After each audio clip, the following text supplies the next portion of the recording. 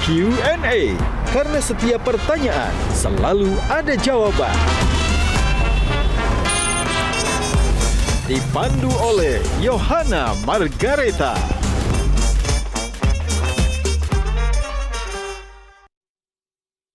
Dipersembahkan oleh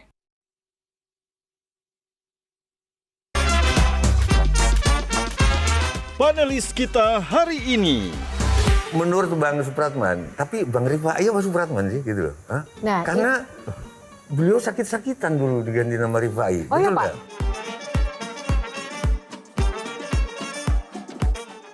Pernah nggak Bapak akhirnya dianggap sebagai, ya mungkin orang Jawa dan ada hal-hal lucu yang tidak terlupakan gara-gara nama itu, Pak? Perasaan seorang lawyer ketika membela kasus, apa yang Bapak pertimbangkan gitu? Buat saya yang paling penting, jangan pernah putus harapan. Yang kita miliki adalah hope. Kalau kita belum miliki apa-apa, harapan yang nggak boleh putus. Nggak boleh pernah kehilangan tentang harapan. Apalagi tentang Indonesia. Gajah Duduk dipilih karena sudah lama hadir dalam mewarnai perkembangan berbusana di Nusantara dan telah melekat di hati lapisan konsumen secara turun-temurun. Perkembangan sarung sedemikian pesatnya sehingga sekarang tidak hanya dikenakan oleh pria sebagai outfitnya, karena kain sarung Gajah Duduk menawarkan kenyamanan yang sesungguhnya serta tidak bisa dibandingkan. Hal ini sesuai dengan tagline kita, Legenda Nusantara, bahwa sarung adalah budaya kita, sarung adalah Indonesia.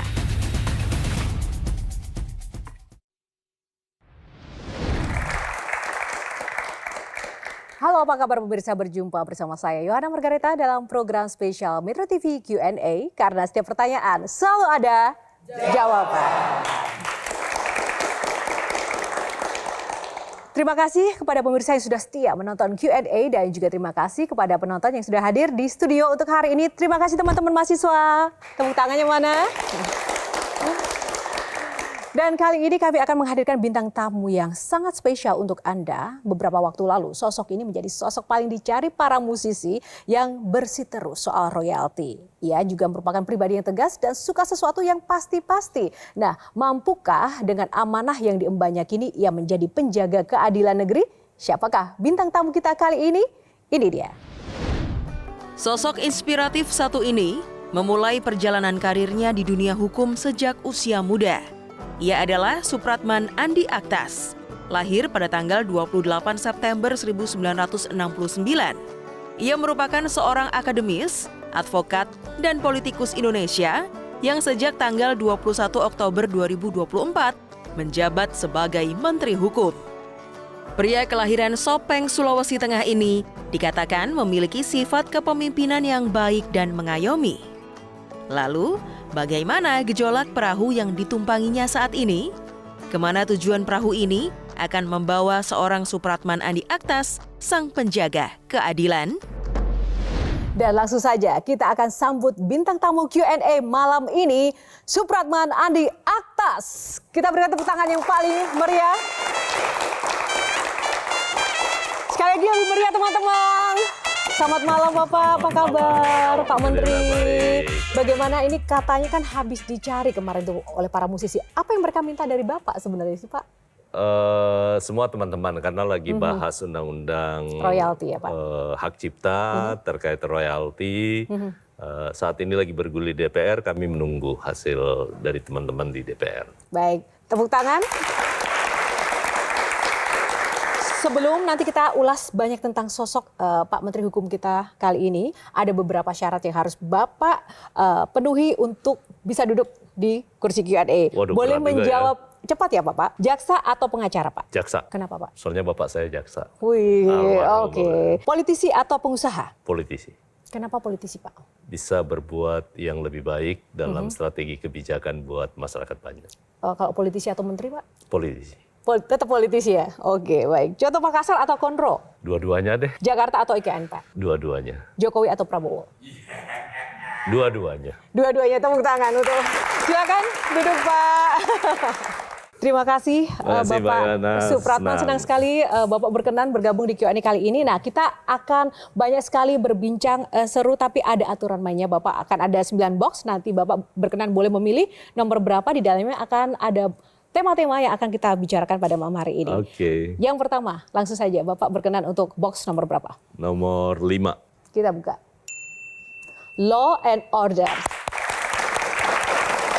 Yang bikin saya penasaran akhir-akhir ini memang tadi Pak, isu tentang banyak para artis papan atas datang berbondong-bondong ke Kementerian Hukum. Apa yang mereka sampaikan ke Bapak? Ada bagusnya juga, Mbak Yana. Jadi pertama ini menyangkut soal kepastian soal hak.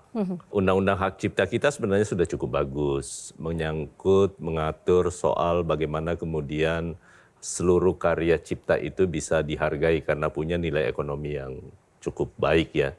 Dan karena itu dilindungi oleh hukum, dilindungi oleh undang-undang, dan juga negara bertanggung jawab untuk melindungi itu. Nah karena itu bagi Kementerian Hukum saat ini sedang menunggu hasil inisiasi teman-teman di DPR untuk melakukan revisi undang-undang tentang hak cipta. Supaya bisa memberi kepastian baik kepada penciptanya, kemudian kepada musisinya, kemudian juga event organizer-nya, penyelenggara. Dan itu memang harus diatur, karena kalau tidak nanti bisa menimbulkan masalah. Jadi menyangkut intellectual property ini adalah sesuatu yang kita terikat juga dengan dunia internasional. Tetapi kita tidak berpikir soal keluar dulu, tetapi bagaimana kemudian kita lebih mengatur dan memberi kepastian hukum terhadap segala yang terkait dengan hak cipta. Secara spesifik Pak yang disampaikan misalnya Agnes Monica yang kemarin datang ke Bapak itu apa Pak? Yang dia inginkan dan yang Bapak sampaikan? Semuanya sama ya, hampir semua sama. Hari ini juga saya menerima teman-teman musisi yang Persatuan Komposer seluruh Indonesia juga meminta hal yang sama supaya ada pembenahan dari sisi penanganan lembaga manajemen kolektif. Kemudian yang kedua, pembenahan terhadap lembaga manajemen kolektif nasional. Dan yang paling penting adalah bahwa lembaga manajemen kolektif nanti yang akan mungkin kita lakukan sedikit perubahan, baik dari sisi jumlah maupun personilnya. Tapi juga yang paling penting karena di dalam praktek yang ada sekarang, lembaga manajemen kolektif itu terlalu besar memungut fee buat lembaga manajemen kolektif dalam operasionalnya. Sehingga kita berharap mudah-mudahan nanti dalam revisi ini biaya buat teman-teman yang mengelola lembaga manajemen kolektif ini itu bisa bekerja lebih maksimal, tetapi memungut sesuatu yang melebihi porsi buat pencipta itu akan kita kurangi. Supaya nanti gairah untuk mendaftarkan seluruh karya cipta itu, hak cipta itu bisa berkembang. Sehingga nanti seluruh stakeholder bisa menikmati hasil karena potensinya sangat besar. Kalau tidak salah tahun lalu kita baru bisa mengkolek kurang lebih sekitar 160 miliar rupiah. Padahal potensinya bisa menjadi di angka 2-3 triliun rupiah. Itu artinya ada yang salah dalam hal mengkolek terhadap pengumpulan royalti tadi. Salahnya di mana sih Pak? Karena ini kan sudah menjadi persoalan yang sejak lama ya, bukan baru-baru saja. Karena kebetulan ini melibatkan Ahmad Dhani, Agnes Monica, dan rekan-rekan artis, jadi ini kemudian menjadi viral lagi. Begitu. Saya melihatnya bukan di personal masing-masing, tetapi di lembaga manajemen kolektif dan sistem yang mereka gunakan. Nah, ke depan kita harus membangun sebuah sistem yang menjamin bahwa sistem collecting yang berlaku itu dan pendaftaran terhadap semua karya cipta itu bisa dilakukan di lembaga manajemen kolektif. Dan kalau itu bisa dilakukan, saya rasa industri kreatif kita termasuk di dunia musisi itu akan semakin berkembang, Mbak. Kementerian Hukum sekarang itu ranahnya secara spesifik apa sih Pak? Satu, memang ada mispersepsi ya. Jadi seakan-akan karena mungkin nomenklatur kali, Pak. Jadi seakan-akan itu Menteri Hukum mengurus semua yang terkait dengan hukum, termasuk aparat penegak hukum. Padahal di Kementerian Hukum, baik sebelum reorganisasi maupun setelahnya, itu tetap sama, tidak ada yang berubah. Kami punya tugas dan fungsi pokok yang sangat terbatas sebenarnya, tapi yang lebih utama dan lebih seksi itu ada di Direktorat Jenderal Perundang-undangan. Karena seluruh kementerian, lembaga negara, termasuk pemerintah daerah, pasti akan berurusan dengan Kementerian Hukum, terutama dari sisi pembentukan regulasi. Apakah itu undang-undang, peraturan pemerintah, peraturan presiden, sampai ke tingkat peraturan kepala daerah. Nah itu semua pasti tergantung, karena proses harmonisasinya terpusat di Kementerian Hukum. Saya ingin menyampaikan kepada seluruh masyarakat Indonesia, di Kementerian Hukum itu layanan untuk masyarakat sangat banyak. Kurang lebih ada 500 layanan yang kita bisa berikan. Sesuai dengan judul Q&A kali ini untuk Bapak, penjaga keadilan. Yang pertama, respon Bapak ketika mendengar penjaga keadilan yang disematkan ke Bapak apa Pak? Buat saya itu menjadi fitrah ya. Bukan hanya bagi Kementerian Hukum, siapapun. Itu menegakkan keadilan adalah menjadi kewajiban Tapi kita. adil bagi Bapak itu apa sih Pak? Keadilan itu kan perspektifnya berbeda-beda. Tetapi buat saya adalah kalau itu bisa memberikan dan sesuai dengan apa yang diatur oleh negara, kemudian kita lakukan sesuai dengan nurani kita, dan apapun hasil keputusan yang kita ambil, ya itulah keadilan dalam perspektif yang saya miliki. Tepuk tangan Pak Supratman. Baik, agar kita lebih adil, saya tidak ingin mendominasi untuk bertanya ke Bapak seorang diri. Nanti di segmen kedua kami akan hadirkan para panelis yang akan berbincang langsung dengan Pak Supratman Andi Aktas. Sesaat lagi hanya di Q&A. Anda pasti pernah merasakan sedang tenang-tenang makan tiba-tiba dikagetkan oleh jeng jet, jeng jeng jet, jeng jeng jet. Sekelompok pelayan datang hari ini. Bayangkan betapa kayanya pencipta lagu Selamat Ulang Tahun.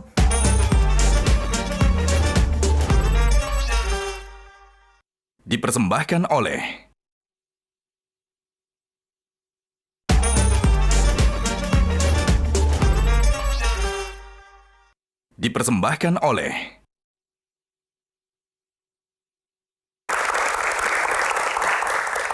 Assalamualaikum warahmatullahi wabarakatuh. Waalaikumsalam. Bapak Menteri Hukum. Ngomong-ngomong soal hukum nih Pak Menteri, saya sebagai warga rakyat jelata ingin mengkritisi soal lambang hukum yang selama ini ada di masyarakat. Hukum selalu dilambangkan oleh timbangan. Menurut saya itu tidak representatif ya Pak Menteri sebagai Bapak Doktor Hukum. Menurut saya lambang timbangan itu kurang mewakili. Karena apa? Timbangan itu Libra, Pak. Sedangkan saya Gemini. Saya merasa tidak terwakili. Bagaimana perasaan yang lain? Aquarius, Sagittarius. Kok padahal kan hukum itu untuk semua orang. Kenapa diwakili oleh Libra? Jadi saran saya diganti saja, Pak. Saya punya saran untuk mengganti logo hukum dengan ini, Pak, yang menurut saya lebih representatif, yaitu pisau yang sedang motong. Kenapa representatif? Karena hukum itu kan sering dibilang tajam ke bawah, tumpul ke atas. Sama tadi ngomong-ngomong soal hak cipta. Menurut saya sekarang rame ini soal sesama pencipta lagu dengan penyanyi berantem. Menurut saya akar persoalannya adalah karena undang-undang yang belum adil terhadap pencipta, atau mungkin undang-undangnya sudah ada, tapi pelaksanaannya yang belum maksimal. Makanya pada berantem. Bayangkan nih, kalau peraturan atau pelaksanaan undang-undang itu sudah benar, itu tidak akan ada penyanyi atau pencipta lagu yang berantem, dan tidak akan ada pencipta lagu yang tidak merasa mendapatkan haknya. Bisa-bisa pencipta lagu kaya raya. Dan menurut saya salah satu pencipta lagu yang bakal kaya dari royalti adalah siapa? Jamrud. Karena bayangkan saudara-saudara, setiap hari di seluruh Indonesia ada orang yang ulang tahun. Dan setiap hari di seluruh Indonesia, di resto-resto, pasti ada lagu Selamat Ulang Tahun diputar. Anda pasti pernah merasakan sedang tenang-tenang makan tiba-tiba dikagetkan oleh jeng jet, jeng jeng jet, jeng jeng jet. Sekelompok pelayan datang hari ini. Bayangkan betapa kayanya pencipta lagu Selamat Ulang Tahun dengan lagu itu kalau royaltinya benar dibayarin. Dan saya rasa ini vokalis Jamrud juga kalau dia ulang tahun, bangun tidur, dia menyanyikan lagu untuk diri sendiri. Hari ini. Terima kasih saya. Terima kasih, Pak. Tepuk tangan dong untuk para panelis kita malam hari ini. Karena tadi kita sudah mendengarkan langsung ini kritik dari Mas Soleh. Tanggapan dulu, Pak. Saya nggak setuju Kenapa, kalau Pak? kemudian harus diganti. Nggak setuju kalau diganti timbangan. Padahal Libra. Saya Capricorn juga tidak merasa terwakili. Masalahnya saya Libra. Jadi sebenarnya kalau saya prinsip itu kan simbolis ya. Jadi kenapa timbangan? supaya itu bisa memperlihatkan kalau dia bisa seimbang, itu artinya itu keadilan ada di situ. Tadi bagaimana pendapat Bapak soal, saya sering lihat kalau ada kasus apa-apa selalu di Twitter tulisnya, ya namanya juga hukum, tajam ke bawah, tumpul ke atas. Nah, bagaimana perasaan Bapak sebagai seorang advokat dan menteri hukum? Seperti yang saya sampaikan tadi, bahwa itu sebuah fakta. Jadi kita tidak bisa menafikan itu. Tetapi gerakan masyarakat sipil sekarang dengan disrupsi dunia maya yang luar biasa, saya rasa itu bahan buat pemerintah maupun aparat penegak hukum dan juga lembaga peradilan untuk bisa lebih berhati-hati untuk menyeimbangkan keseimbangan yang mungkin lagi ada goncangan-goncangan. Dan karena itu media pers dan semuanya termasuk masyarakat sipil mempunyai kewajiban yang sama untuk mengingatkan kalau terjadi ada sesuatu ketidakadilan dalam masyarakat. Tapi gimana Pak, sekarang fenomenanya memang kalau nggak viral tidak ada keadilan. Apakah memang itu sekarang memang jadi model keadilan yang sesungguhnya di era sekarang? Bapak, tidak gimana? juga Mbak Yana. Jadi dalam beberapa kasus iya. Tetapi sesungguhnya di ruang-ruang pengadilan, di ruang-ruang aparat penegak hukum kita, baik itu di KPK, di kepolisian, di kejaksaan, saya yakin masih banyak di antara mereka yang punya nurani yang sangat baik, termasuk di pengadilan. Dalam banyak hal ya. Cuman kadangkala tidak terekspos. Karena itu kadangkala yang terekspos itu mungkin karena figur, mungkin karena kasusnya yang besar. Tapi dalam ruang-ruang yang kita tidak pernah amati, saya kan pelaku. Dulu pernah jadi lawyer ya, pernah bersidang. Saya banyak mendapatkan betapa banyaknya teman-teman di hakim mengadili kasus-kasus yang kecil, menyangkut orang-orang kecil, itu mengembalikan sesuatu yang keadilan itu pada proporsi yang sebenarnya. Dosen saya studi pembangunan dulu di Bandung mengatakan bahwa setimbang dan seimbang itu beda. Kapas 1 kilo dan berlian 1 kilo itu setimbang, tapi tidak seimbang. Gimana menurut Bang Supratman? Keadilan pilih itu yang mana gitu? Seimbang apa setimbang? Tergantung konteksnya. Kalau kita berpikir hanya soal barang, maka dia setimbang. Tapi kalau bicara soal value, nilai, maka harusnya yang seimbang. Jadi dua-duanya tergantung konteks. Bahwa dalam kehidupan kita, saya lebih senang menggunakan yang seimbang. Menurut Bang Supratman, tapi Bang Rifai Mas Supratman sih gitu loh. Nah, karena beliau sakit-sakitan dulu diganti nama Rifai. Oh ya Pak, nama asli Bapak jadi sebenarnya siapa Pak? Rifai. Nah, ini saya cerita sedikit ya. Jadi sebenarnya dulu almarhum bapak saya dan ibu saya, begitu saya lahir, nama saya itu Muhammad Rifai. Tapi dalam perjalanannya menurut cerita, kalau saya dipanggil Rifai, katanya sakit. Pokoknya nangis, sakit, nggak mau dipanggil. Akhirnya saya kelas 3 SD, jadi ijazah saya masih namanya semua Supratman. Kelas 3, bapak saya tiba-tiba bilang, udah ganti nama daripada dipanggil Rifai, selalu nangis, sakit, udah ganti nama. Nah ini agak sedikit, saya nggak tahu. Apakah ini kebetulan atau sesuatu kalau diucapkan berulang-ulang dengan tulus, dan itu benar bisa terjadi. Dan itu dalam pengalaman hidup saya akhirnya terbukti. Gitu. Bapak saya waktu itu bilang, udah ganti nama Supratman. Ini orang Bugis dapat nama Supratman kan. Pertimbangannya cuma satu, karena waktu itu saya lahir di Kabupaten Sopeng, Sulawesi Selatan. Lebih tepatnya 28 September tahun 69. Waktu itu bupatinya orang Jawa. Danres, belum Kapolres, masih istilah Danres ya. Kemudian Dandim. Kemudian Sekwilda atau apapun namanya Sekda lah gitu. Semua orang Jawa. Akhirnya bapak saya bilang, Mbak Iwan, Pak Tejo, udah kasih nama Supratman. Siapa tahu suatu saat kamu jadi pejabat. Karena kalau namanya orang Bugis, pasti kamu nggak bisa jadi pejabat. Itulah yang membuat akhirnya saya berpikir ya, kalau doa orang tua itu tulus dan selalu diucapkan, ya mungkin Allah yang Maha Kuasa itu mendengar kali. Pernah nggak Bapak akhirnya dianggap sebagai, ya mungkin orang Jawa dan ada hal-hal lucu yang tidak terlupakan gara-gara nama itu Pak? Pernah beberapa kali, dan saya kan kebetulan waktu saya masih di Sopeng, itu logat Bugis saya kelihatan banget. Jadi sangat kental banget logat Bugis. Ada yang harusnya tanpa G, saya tambahin G, Makang, ya kan? Tapi begitu saya naik kelas 2 SMP, orang tua saya kebetulan seorang jaksa, ya, jadi jaksa, bapak saya dipindahkan ke Sulawesi Tengah di Kabupaten Toli-Toli. Kemudian akhirnya saya di sana banyak transmigrasi, ada yang Jawa.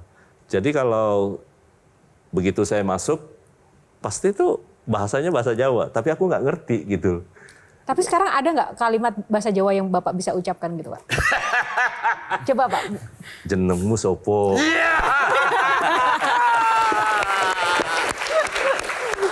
Tapi ini orang Jawa nggak jadi pejabat nih sebelahnya. Nah, apalagi namanya udah mistis. Udah. Kenapa sih Pak RUU perampasan aset yang sangat ditakuti oleh koruptor itu dijauhi atau dihindari untuk dibahas dan disahkan?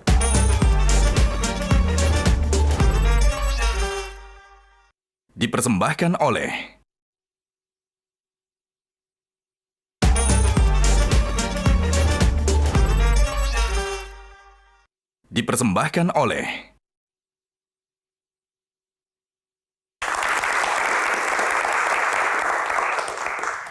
Ya, terima kasih masih bersama Q&A, masih bersama Pak Menteri Hukum kita malam ini. Bapak, kita mau buka box lagi. Sekarang box nomor berapa? Dipersilakan. Nomor 2. Nomor 2, kita buka box nomor 2. Yang pasti aja, tepuk tangan dong. Nah, karena kita juga tahu Bapak itu orangnya disiplin dan suka yang pasti-pasti aja. Benar demikian ya Pak ya? Ya, saya... Seperti apa sih Bapak menjalani kehidupan sehari-hari dan value yang dipegang dari kecil sampai sekarang? Pertama, saya tuh nggak bisa lepas dari didikan orang tua. Terutama dengan almarhum bapak saya. Sesuatu yang nggak bisa saya lupakan, yang pertama adalah pesannya kepada kami bersaudara. Kalian nggak boleh sama sekali mengharapkan ada warisan. Sekalipun mungkin suatu saat saya meninggalkan harta, itu soal lain. Bagi kalian yang pingin ambil harta saya, sekolah. Pokoknya yang mau ambil harta saya, sekolah. Bahkan bapak saya tuh sempat keluarkan kata-kata, yang penting untuk sekolah, kalau duit saya nggak cukup, diri saya pun saya jual, saya ikhlas jual untuk kalian. Jadi itu teringat itu sampai sekarang. Dan akhirnya pun juga sama, saya perlakukan kepada anak-anak. Nilai-nilai itulah yang kemudian mendidik. Sejak kapan atau di titik mana Bapak kemudian tergerak untuk masuk ke dunia hukum? Karena bapak saya jaksa, dan saya terlalu mengidolakan almarhum, cita-cita saya pun dari awal jaksa. Itu pingin jadi jaksa gitu. Dan sampai saya kuliah fakultas hukum, saya pun masih bercita-cita jadi jaksa. Dan saya pernah ikut sekali tes, waktu itu saya ingat Pak Nasution jadi asisten pembinaan di Kejaksaan Tinggi Sulawesi Selatan. Beliau nawarin saya, karena dulu saya sering selenggarakan seminar nasional. Jadi jaksa-jaksa pada senang, karena waktu itu kan sistem angka kredit di Kejaksaan udah mulai berlaku. Walaupun seminarnya seminar lokal, tapi selalu saya pokoknya harus ada nasionalnya, padahal pembicaranya pembicara lokal gitu loh. Karena itu kumnya tinggi, satu. Akhirnya saya diberi kesempatan, Man, kamu jadi jaksa. Saya mendaftar, saya difasilitasi ikut ujian, tapi waktu itu kan belum selesai di S1. Dah, pokoknya kamu masuk dulu golongan 2, setelah selesai sarjana baru penyesuaian. Saya nggak usah cerita soal kenapa kemudian batal. Akhirnya, begitu batal, saya ke Kejaksaan Agung, saya putuskan batal. Saya telepon bapak saya, Pak, sebaiknya saya nggak usah jadi jaksa. Saya mau lagi lanjut S2. Saya lanjut S2 waktu itu di tahun 92 atau 93 ya. Waktu itu hampir sebahagian besar mahasiswa itu mahasiswa umum nggak ada. Karena semua yang ikut itu adalah dosen-dosen waktu saya ikut. Harga diri satu bangsa itu kan sebetulnya terletak pada seberapa tegas dan tidak tebang pilihnya hukum yang terjadi, apalagi untuk rakyat dan aparaturnya, Pak. Nah, sedangkan yang terjadi di negeri kita dari jawaban Pak Menteri tadi, ada satu anomali, Pak. Kayaknya untuk kasus KKN, ini nggak terjadi demikian. Bahkan hukumannya cenderung justru kebalikannya dari apa yang dari tadi kita dengar. Yeah. Pertanyaan Sherly adalah, kenapa sih Pak RUU perampasan aset yang sangat ditakuti oleh koruptor itu seolah-olah itu seperti ditunda-tunda, jalan di tempat, bahkan semakin kesini sepertinya itu dijauhi atau dihindari untuk dibahas dan disahkan. Padahal itu kan adalah hal yang paling dikhawatirkan oleh para koruptor, Pak. Betul. Itu kenapa, Pak? Saya banyak berdiskusi soal ini. Ini kan kalau kita bicara soal kenapa, berarti kita bicara soal politiknya. Boleh dikonfirmasi sama Pak Mahfud. Saya pernah diskusi berdua sama Prof. Mahfud terkait dengan Undang-Undang Perampasan Aset. Kapan waktunya yang tepat untuk diajukan? Dan di luar perampasan aset itu, undang-undang apa lagi yang harus kita lakukan?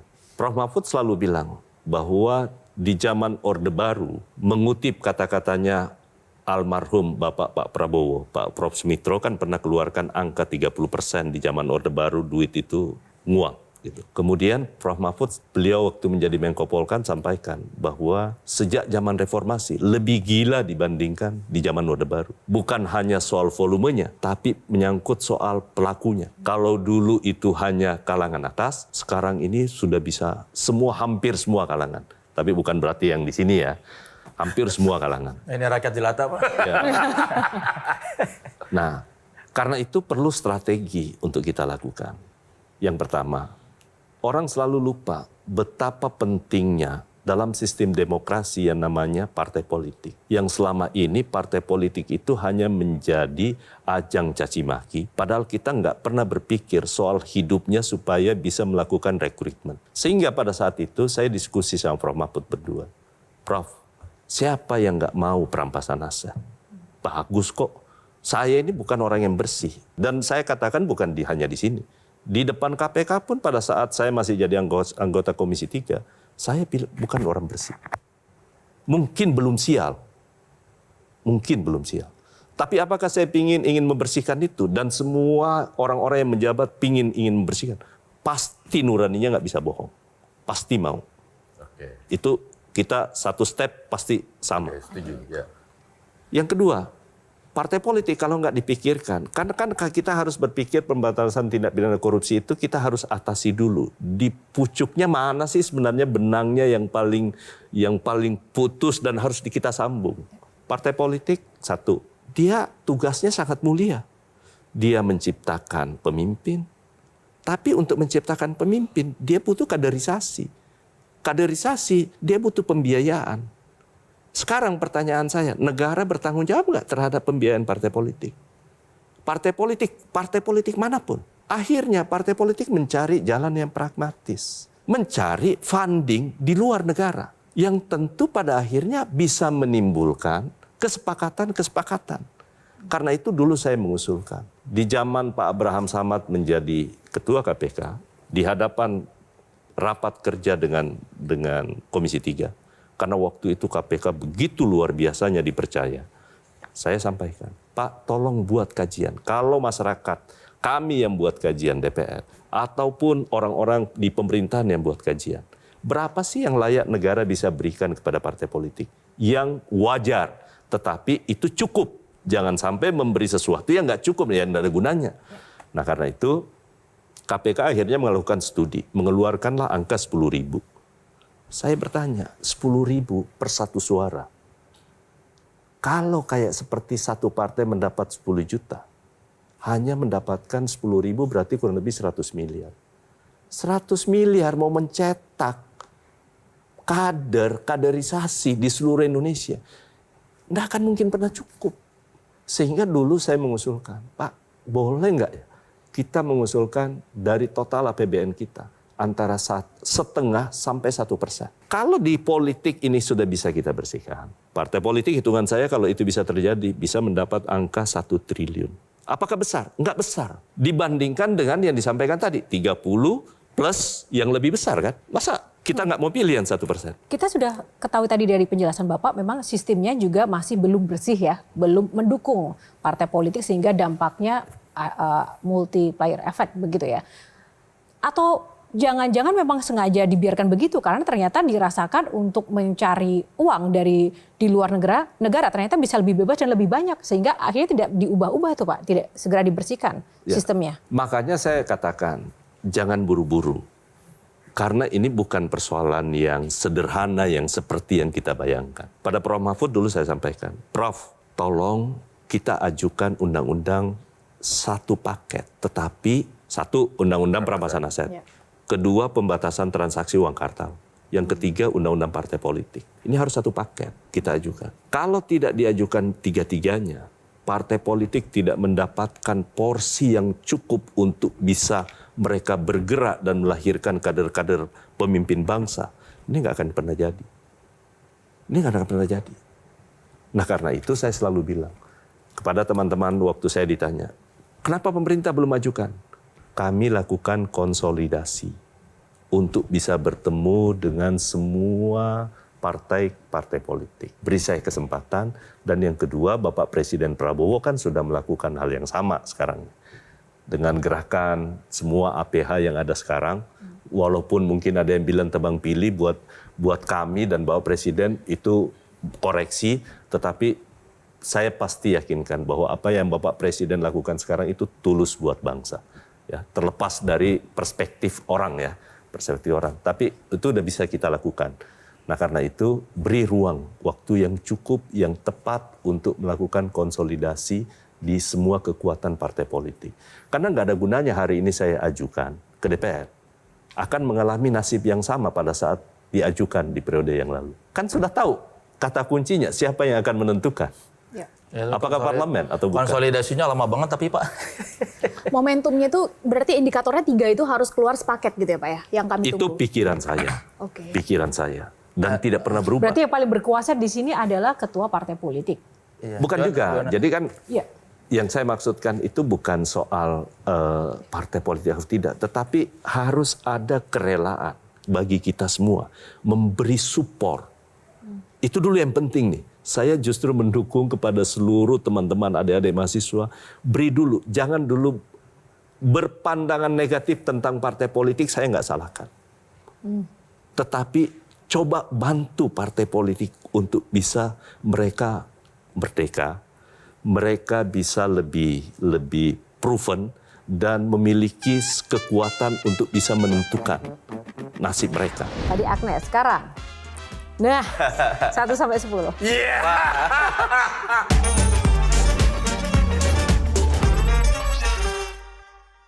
Dipersembahkan oleh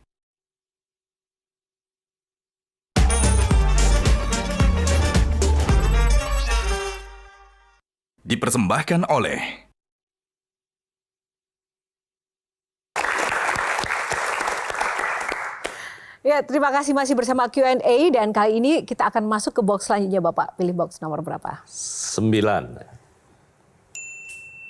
Ketok palu. Nah, sebelum kita masuk ke ketok palu dan pembahasan yang lebih seru lagi, kita ada love meter Pak. Love meter nanti kami akan tampilkan gambar-gambar di layar. Bapak silahkan menilai dari 1 sampai 10. Itu nilainya berapa? Kecintaan Bapak tentang sosok-sosok ini ya Pak. Gambar yang pertama. Nah, 1 sampai 10 berapa Pak? 8. 8. Ada alasannya nggak Pak? Saya menghargai kreativitas yang muncul dari Agnes ya. Dari kecil saya dulu ikut ya pada saat beliau jadi presenter cilik. Lagu apa saya udah lupa. Tralala Trilili. Iya, Tralala Trilili ya. Sama Kak Nunu. Dan sekarang bisa berkarir di dunia internasional dan yang paling menurut saya baik, dia tidak melepaskan kewarganegaraan Indonesia. Tadi Agnes, sekarang? Nah, 1 sampai 10. Sama 8. Karena tadi timbangan harus adil ya Pak? Oke, kalau Dhani ada penilaian alasan? Saya suka Pak Ahmad Dhani, personalitinya dia sangat strong ya. Jadi prinsip-prinsipnya juga baik. Dan itu harus kita hargai. Yang ketiga, Arman Maulana. Ini sama lah, 8 juga. 8 juga. 8 juga. Buat saya semua orang yang berani berkreasi dan itu mampu memberi manfaat bagi masyarakat dan itu bisa dinikmati, itu patut untuk kita beri penghargaan. Oke, yang selanjutnya. Kalau Piyu Padi Pak? Buat saya pokoknya sama lah ya, semua buat anak. 8. Ya, sama. Mbak Tejo kenapa kok tertawa ketika semuanya 8, Pak? Kelihatan beban sebagai pejabatnya kelihatan banget Enggak, gitu. Mas Tejo. Itu kan Iya. mempraktekkan prinsip seimbang. Setimbang apa seimbang? Setimbang apa Itu seimbang apa setimbang tuh kalau Ya, Oh, seimbang. seimbang dan setimbang. seimbang dan setimbang semua dikasih 8. Yang terakhir. Nah, ini gimana, Pak? Seimbang apa Ya. setimbang? Iya. 1 sampai 10, Pak. Sama 8 juga. Oh, 8. Kenapa? Kok berarti Saya setara kagum. dengan para musisi ya, Pak ya?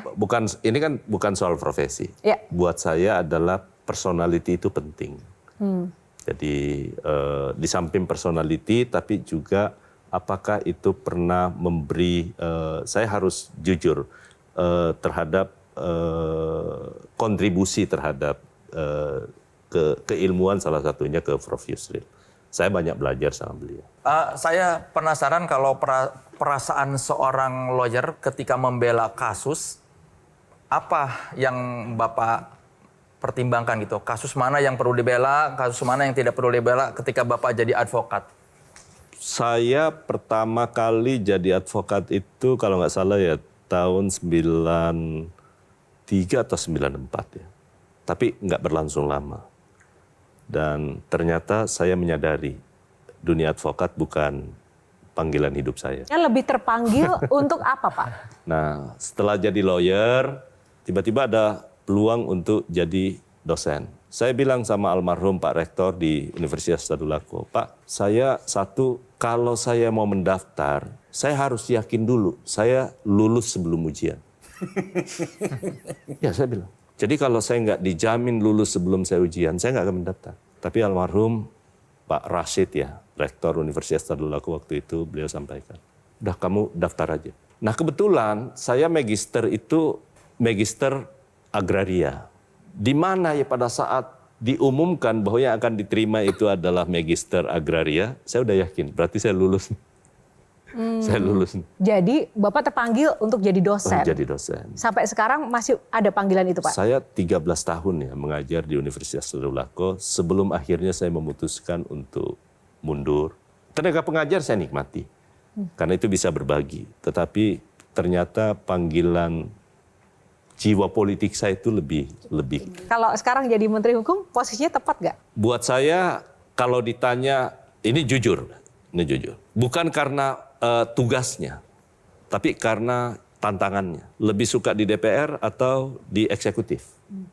Saya bilang jujur, lebih senang di DPR. Kenapa? Karena di DPR itu kemampuan kita untuk bernegosiasi terhadap sesuatu yang berbeda. Dan itu bisa kita melahirkan sebuah kesepakatan. Dan itu yang saya nikmati selama 9 tahun. Terlepas dari apapun produknya ya. Tapi itu seninya bernegosiasi, itu dapatnya ada di parlemen. Kalau jadi Menteri Hukum itu berarti sebuah titah atau Bapak juga memilih saat itu, Pak? Saya nggak pernah sama sekali bermimpi jadi menteri. Nggak pernah. Mimpi aja nggak pernah. Dan satu hal yang saya yakinkan kepada Mbak Tejo dan teman-teman semua. Sekalipun saya minta jabatan nggak pernah. Kekuatan untuk bisa berada di titik-titik tertinggi ini apa, Pak? Satu, soal trust.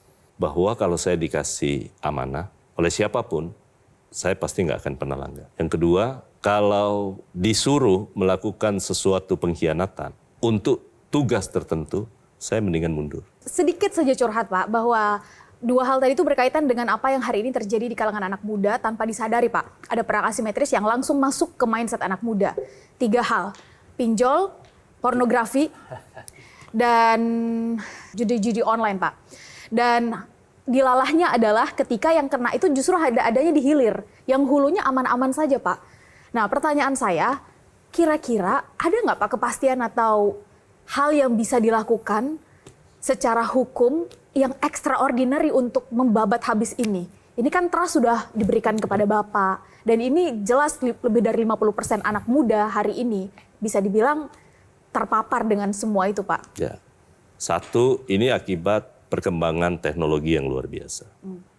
Kalau kita orang hukum kan ada giumnya. Hukum itu pasti selalu tertati-tati mengikuti perkembangan zaman. Itu udah begitulah ada giumnya. Nah karena itu pengalaman kita dalam dunia teknologi informasi juga sama. Jadi bisa kita bayangkan perkembangan itu dan kemudian akhirnya membuat kita sekarang bisa melakukan apa saja karena begitu cerdasnya handphone yang kita miliki, melebihi kapasitas kemampuan alam bawah sadar kita. Nah, karena itu sekarang pemerintah sudah melakukan, sekarang ada tim bersama-sama dengan yang dipimpin oleh Prof. Yusril untuk menyangkut soal pinjol tadi. Nah, tetapi memang karena ini kan bukan hanya termasuk judi online ya. Dunia teknologi ini kan kadang-kala tidak ada border. Hari ini kita bisa lakukan di sini. Di Kementerian Hukum aja ada salah satu aplikasi itu terpapar di situ, walaupun dengan cara yang sembunyi. Jadi kami harus menyisirnya.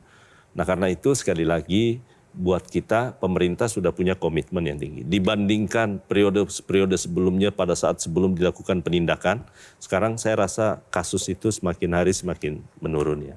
Nah, karena itu termasuk untuk pinjol umpamanya. Peran otoritas jasa keuangan untuk melakukan pengawasan terhadap semua yang diduga tidak memiliki izin itu penting.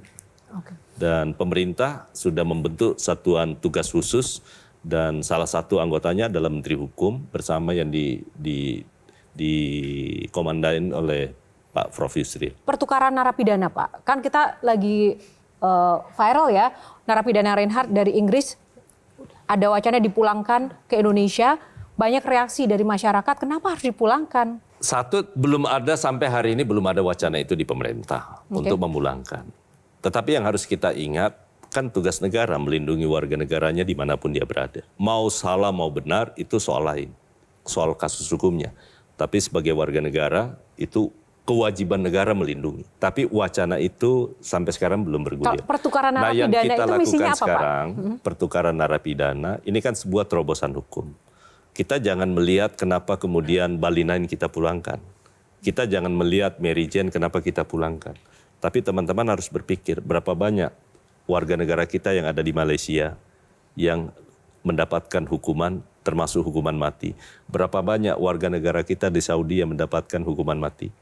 Dan ini adalah sebuah terobosan yang kita lakukan karena kita belum memiliki undang-undang transfer narapidana antar negara. Yang kita bisa lakukan sekarang, kecuali bagi negara-negara yang kita miliki yang namanya Mutual Legal Assistance. Dan itu ada berada di Kementerian Hukum ya. Dan MLA ini bisa kita jadikan kalau itu, jadikan dasar awal. Nah sekarang oleh Kementerian Pak Menko kemarin kami rapat koordinasi Coffee Morning bersama dengan Menteri IMIPAS membahas soal percepatan menyangkut soal transfer narapidana. Silakan Bapak pesan buat kita semuanya khususnya pemirsa dan anak-anak muda yang menyaksikan Q&A. Terima kasih semua ya Mbak Yohana dan teman-teman panelis semua. Buat saya yang paling penting jangan pernah putus harapan. Yang kita miliki adalah hope. Kalau kita belum miliki apa-apa, harapan yang nggak boleh putus. Nggak boleh pernah kehilangan tentang harapan. Apalagi tentang Indonesia. Indonesia yakin dan percaya, cepat atau lambat, pasti akan menuju ke arah yang lebih baik, termasuk cita-cita untuk menjadikan di tahun 2045 adalah Indonesia emas. Terima kasih Pak Supratman untuk sharing bersama kami. Terima kasih untuk para panelis dan juga untuk teman-teman di studio dan Anda juga pemirsa yang sudah setia bergabung bersama Q&A pada malam hari ini. Dan tak lupa terima kasih untuk Sarung Gajah Duduk Legenda Nusantara yang ada tulisan Arabnya sudah menyediakan busana saya pada malam hari ini. Tentu saja kita akan terus mengabarkan dan juga akan menyajikan episode-episode inspiratif lainnya di Q&A karena setiap pertanyaan selalu ada jawaban. Saya Yohana Margareta undur diri. Sampai jumpa lagi. Terima kasih. Bapak terima kasih. Terima kasih. Silakan bersalam-salaman dulu.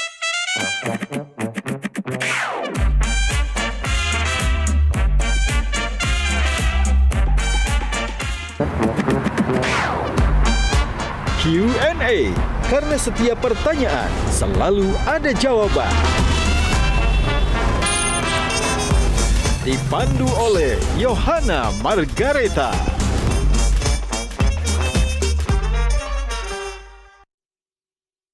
Dipersembahkan oleh Jelajahi cara baru mendapatkan informasi. Download Metro TV Extend sekarang.